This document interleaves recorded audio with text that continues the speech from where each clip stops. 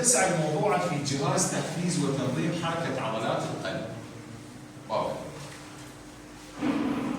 هاي اللي بدك تنتبه لي عليها لان بيها السؤال. المتسعة الموضوعة في جهاز تحفيز وتنظيم حركة عضلات القلب.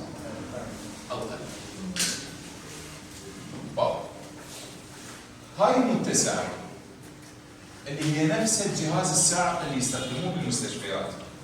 واضح لهنا؟ هذا شنو فكرة الجهاز بالضبط؟ اريدك تركز وياي لانه اصلا الجهاز معلوماته حلوه. هذا الجهاز يتكون من صفيتين. واضح؟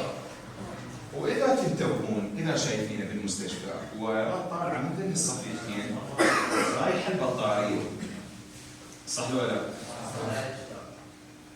فواحده من الصفائح راح تشحن يا شحنات موجبه والثانيه تشحن يا شحنات سالبه.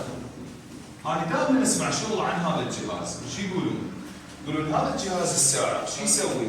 يفرغ شحنات خلال قلب المريض او صدر المريض. طبعا هاي المعلومه مو صحيحه. جسم الانسان ما تتفرغ فيه شحنات. حد يقول لي شلون؟ جسم الانسان متعادل. السالفه وما بيها، تتذكرون مره من اخذنا كيف يمكن تفريغ المتسعه؟ ان نربط الصفيتين بشنو؟ سلك موصل.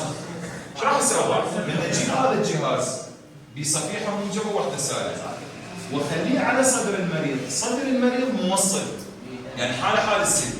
واضح؟ فبالتالي ايش راح يصير فاوعي؟ راح يصير سلك موصل يربط الصفيحه الموجبه بمن؟ بالسالب. فايش راح تسوي الشحنات فاوعي؟